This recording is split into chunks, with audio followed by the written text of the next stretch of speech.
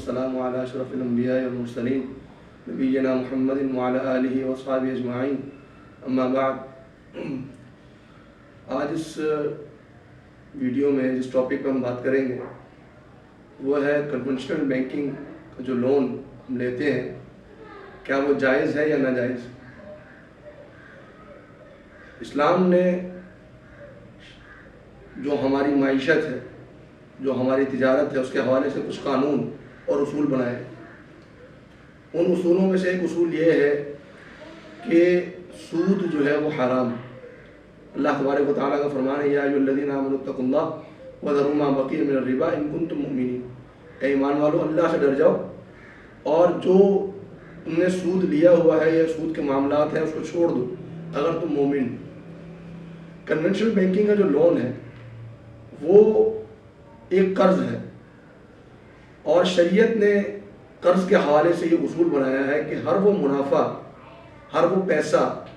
جو قرض کی بنیاد پر حاصل کیا جائے وہ سود، چاہے وہ 100 روپے پر 1 روپیہ ہو، چاہے وہ 100 روپے پر 10 روپیہ ہو، چاہے وہ 100 روپے پر 100 روپیہ ہو، تو وہ سود ہے۔ ہر وہ چیز جو قرض کی بنیاد پر حاصل کی جائے، ہر وہ منافع، ہر وہ انٹرسٹ جو قرض کی بنیاد پر حاصل کیا جائے وہ سود ہے۔ تو ہم جو لون کسی روایتی بینک سے لیتے ہیں، کسی کنونشنل بینک سے لیتے ہیں، اور اس پر جو ہم انٹرسٹ ادا کرتے ہیں وہ یقیناً سود ہے۔ اسی طرح ہمارے جو ڈپازٹس بینک کے اندر سیونگ اکاؤنٹ میں ہیں اور ان پر جو ہمیں منافع ملتا ہے، جو ماہانہ منافع ہمیں دیا جاتا ہے، وہ بھی یقیناً سود کے زمرے میں ہے، کیونکہ جو ڈپازٹس ہمارے بینک میں پڑے ہوئے ہیں وہ ایک قرض ہے، بینک نے بطور لون کے ہم سے لیا ہے اور وہ آگے لون دے رہا ہے، تو جو لون اس نے ہم سے لیا ہے اور اس پر ہمیں جو پروفٹ دیا جا رہا ہے وہ بھی سود ہے۔ اور سود کے حوالے سے اللہ تبارک و تعالیٰ کا واضح فرمان ہے کہ ایمان والو اگر تم مومن ہو تو سود کو چھوڑ دو، بلکہ فرمایا فَإِن لَّمْ تَفْعَلُوا فَأْذَنُوا بِحَرْبٍ مِّنَ اللَّهِ وَرَسُولِهِ، اگر تم ایسا نہیں کرتے تو اللہ سے اور اس کے رسول سے اعلان جنگ کر دو۔ اللہ تبارک و تعالیٰ نے شرک کے حوالے سے، جو کہ سب سے بڑا اور کبیرہ گناہ ہے، اس کے حوالے سے بھی یہ نہیں فرمایا کہ اگر تم شرک نہیں چھوڑتے تو تم اللہ سے اعلان جنگ کر دو۔ سود ایک واحد گناہ ہے جس کے بارے میں اللہ تبارک و تعالیٰ نے یہ اعلان کر دیا کہ جو سود کو نہیں چھوڑتا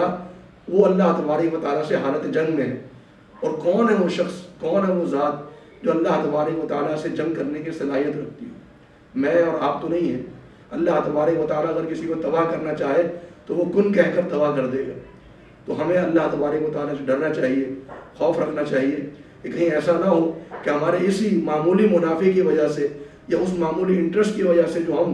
اس لون پر دے رہے ہیں یا ہمیں جو ڈپازٹس پر دیا جا رہا ہے، کہیں ہماری تجارت برباد نہ ہو جائے، کہیں ہمارا معیشت ختم نہ ہو جائے۔ اور آج کل جو ہماری معاشی حالات ہیں اس کی ایک بڑی وجہ یہی انٹرسٹ، یہی سود ہے، جس کی وجہ سے ہماری معیشت کی حالت دیگرگوں ہے، خراب ہو چکی ہے۔ تو یہ اللہ تبارک و تعالیٰ نے جتنی بھی چیزیں ہم پر حرام کی ہیں، خنزیر حرام ہے، کتا حرام ہے، مردار حرام ہے، خون حرام ہے، لیکن فرمایا کہ فَمَنِ اضْطُرَّ غَيْرَ بَاغٍ وَلَا عَادٍ فَلَا إِثْمَ عَلَيْهِ، جو شخص اگر مجبوری کی حالت میں ہو تو وہ مردار بھی کھا سکتا ہے، خنزیر بھی کھا سکتا ہے، کتا بھی کھا سکتا ہے، خون بھی پی سکتا ہے، لیکن فرمایا کہ سود کے لیے اجازت نہیں، مجبوری کی حالت میں بھی سود کے لیے کوئی گنجائش نہیں ہے۔ تو لہٰذا ہمیں چاہیے کہ ہم اپنے معاملات پر نظر ثانی کریں۔ اگر ہمارے پاس کوئی بینک کا لون موجود ہے تو جتنا جلد ہو سکے اسے جان چھوڑائیں، اور اگر ڈپازٹس ہمارے کسی سودی بینک میں پڑے ہوئے ہیں تو وہاں سے بھی جتنا جلد ہو سکے اپنے معاملات کو صاف کیجیے۔ اللہ تبارک و تعالیٰ ہم سب کو توفیق عطا فرمائے۔ وآخر دعوانا الحمدللہ۔